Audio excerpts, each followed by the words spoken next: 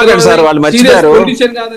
వాళ్ళు అవి మర్చిపోయారు, మళ్ళీ మీరు గుర్తు చేయమాకండి. పప్పు అనే విషయం వాళ్ళు మర్చిపోయారు. కాంగ్రెస్ పార్టీ నిలబడ్డది కాబట్టి ఖచ్చితంగా దేశ పేరుకు అర్థం అవుతా ఉంది. ఇప్పుడే భారతీయ జనతా పార్టీ ఈ దేశంలో నరేంద్ర మోడీ గారు ఎంతసేపు సెంటిమెంట్ మీద రాజకీయం తప్ప ఈ దేశంలో మీరు లేవనెత్తిన అభియోగాలకి మరి బీజేపీ అధికార ప్రతినిధి శంకరరావు రవికుమార్ గారు ఏమంటారో చూద్దాం. సో రాహుల్ గాంధీని మీరు నానా మాటలు అన్నారు, ఆయన పని చేసుకొని లేదు, ఆయన విదేశాలకు వెళ్తే మీకు తప్పు, వెళ్ళకూడదు, ఆయన కాంగ్రెస్ పార్టీ అడుగుతుంది, మీరు మాత్రమే వెళ్ళాలా, మీరు మాత్రమే పైసలు ఖర్చు పెట్టుకోవాలి, రాహుల్ గాంధీ గారు ఖర్చు పెట్టుకోకూడదు. ఏంటండి మీరు చేస్తున్న పని? రాహుల్ గాంధీ గారు ఖర్చు పెట్టుకోవచ్చు, విదేశీ పర్యటనలకు పోవచ్చు సార్, కానీ ఆ డబ్బులు ఎక్కడి నుంచి వచ్చినాయి, దేనికోసం పోయాడు, ఏం పర్పస్ లో విదేశాలకు పోయాడు అనేది దేశానికి తెలియాలి కదా. మరి మమ్మల్ని దేశ ద్రోహులు అని చెప్పేసి తిట్టినటువంటి వ్యక్తి ఆయన మరి దేశం కోసం, దేశ హితం కోసం చేసిన పర్యటనలు మరి వివరాలు బయట పెట్టొచ్చు కదా. ఈ 54 దేశాలు పోయి ఎవరెవరిని కలిసిండు, దేశం కోసం ఏం మంచి పనులు చేసిండు, దేశ హితం కోరుకునే వాళ్ళని ఎవరెవరిని కలిసిండు, వాళ్ళు ఏం చెప్పిరి మరి అవన్నీ ఎప్పుడు ఇక్కడ ప్రెస్ మీట్ పెట్టి మరి చెప్పొచ్చు కదా. అవన్నీ ఎందుకు చెప్పాడు? మరి ఎవరు డబ్బులు ఇచ్చిర్రు, ఎవరు డబ్బులు ఇస్తే మరి రాహుల్ గాంధీ విదేశాలకు పోయి ఆ ఈవెంట్లన్నీ చేసుకొని వస్తున్నాడు, అవన్నీ బయట పెట్టొచ్చు కదా. అవన్నీ చెప్పరెందుకు? అవన్నీ చెప్తే ఏమవుతుంది అంటే దేశ హితం కోసం పనిచేసిన వాళ్ళ వ్యక్తిలాగా పేరు వస్తుంది కదా. అది చేయడం చేత కాదు. సరే, ఇంకొక విషయం చరణ్ కౌశిక్ గారు మాట్లాడుతూ అంటున్నారు, ధరలు పెరిగినాయి, 3 రూపాయలు 9 పైసలు ధరలు పెరిగినాయి, అన్ని ధరలు పెంచేస్తున్నారట. మీరు చేసిన ఘనకార్యం ఇది. తెలంగాణలో అధికారంలోకి వచ్చిన తర్వాత మీరు రేట్లు పెంచలేదా? మీరు ఎన్ని రకాల రేట్లు పెంచారో చెప్పాలా?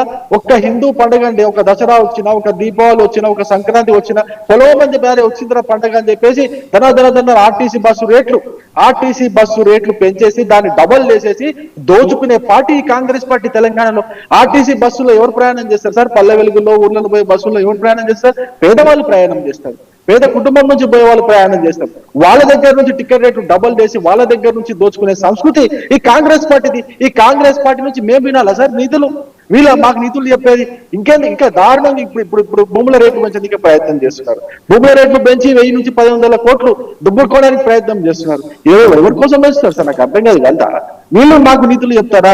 అంతేందుకు మొన్న లిక్వర్ మద్యం పైన ఆదాయం తగ్గించుకుంటాము, మద్యం పైన మాకు ఆదాయం అవసరం లేదు చెప్పేసి అన్నటువంటి వ్యక్తి ఈ మద్యం టెండర్ల దగ్గర నుంచి స్టార్ట్ చేస్తే ప్రతి ఒక్క బాటిల్ పైన రేట్లు పెంచి ఈ యొక్క మద్యం దుకాణాల సంఖ్యను కూడా పెంచి మద్యాన్ని తాగించి తెలంగాణ యువతని చెడగొట్టి అందులో నుంచి కూడా డబ్బులు కొల్లగొట్టే ప్రయత్నం చేస్తున్నాడు. వీళ్ళే మాకు నీతులు చెప్పేది?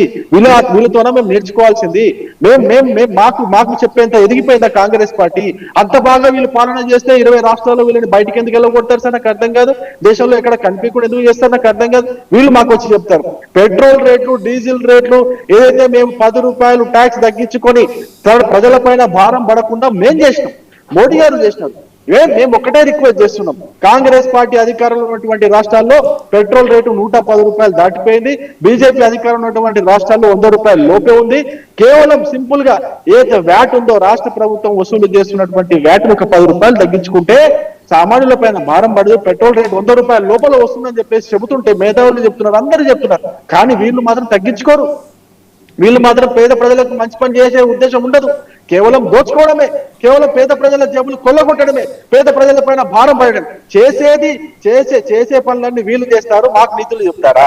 మీరు చక్కగా చేయండి ఫస్ట్. ఈ రాష్ట్రంలో మీరు చక్కగా చేయండి.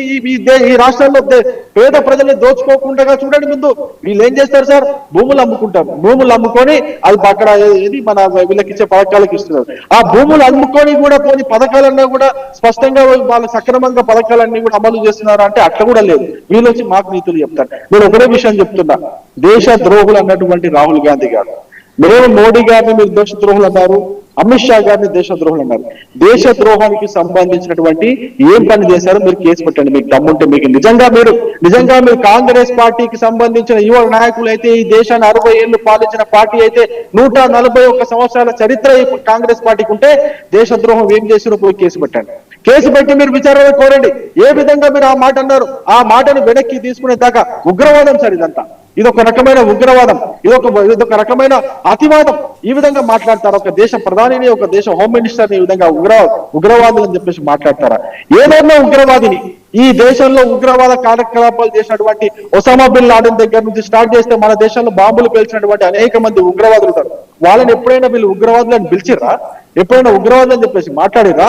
వీళ్ళు మాట్లాడతారు, వీళ్ళు ముసలి కన్నీళ్లు కాల్చుకుంటా వీళ్ళు జీ హుజూర్ అని చెప్పేసి ఉగ్రవాదులను పలకరించే ఈ సంస్కృతి కాంగ్రెస్ పార్టీ సంస్కృతి. వాళ్ళు మాకు దేశద్రోహులు అని చెప్తారా? సిగ్గుండాలో కొంచెమన్నా ఆ విధంగా మాట్లాడడానికి, కొంచెమన్నా హోంవర్క్ చేసుకొని మాట్లాడాలి. పబ్లిక్ లో మాట్లాడేటప్పుడు ఏం మాట్లాడుతున్నా తెలుసుకొని మాట్లాడాలి. ఫ్లోలో అనేసారండి మీరు, మరీ పట్టించుకోమాకండి. ఆయన ఫ్లోలో అనేసారు, ఏ ఫ్లోలో మాట్లాడతారు? అది కూడా చాలా అగ్రెసివ్ గా మాట్లాడుతున్నప్పుడు కొన్ని చూసి చూడనట్టు వదిలేయాలని చెప్పేసి కాంగ్రెస్ పార్టీ నాయకులు అంటున్నారు.